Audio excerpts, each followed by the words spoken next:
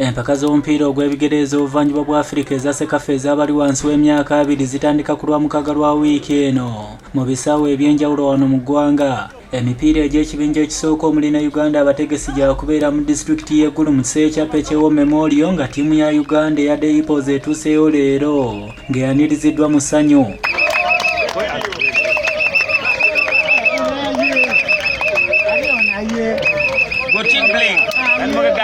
Amawanga amalala agali mu kibinja kino kuliko Sudan, Eritrea ne Djibouti. Kisinga obukulu kulaba nga basamba bulungi kuba emiti egy'enkya kyo kitusanyusizza nga bakooki.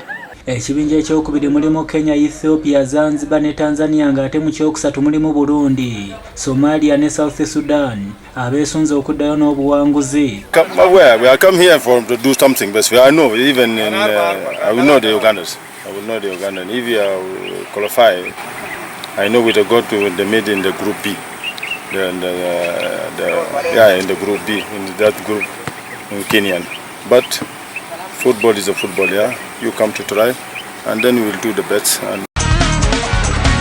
Zo empaka z'abasuubuzi b'omu katale ka Central Market Emitiana zaakomekerezeddwa n'abawanguzi ab'enjawulo zaabadde ku Seekyesa z'Emitiana ng'ogw'abakazi ogw'okubaka gwe gwasoosewo nga gwawanguddwa ab'engato oluvannyuma lw'okumega ab'ebyalaani ku ggoolo 15-5.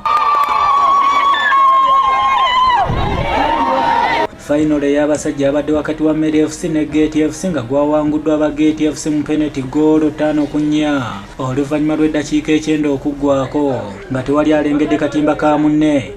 Ssentebe yaŋŋamba layini ekoma wano enyodde.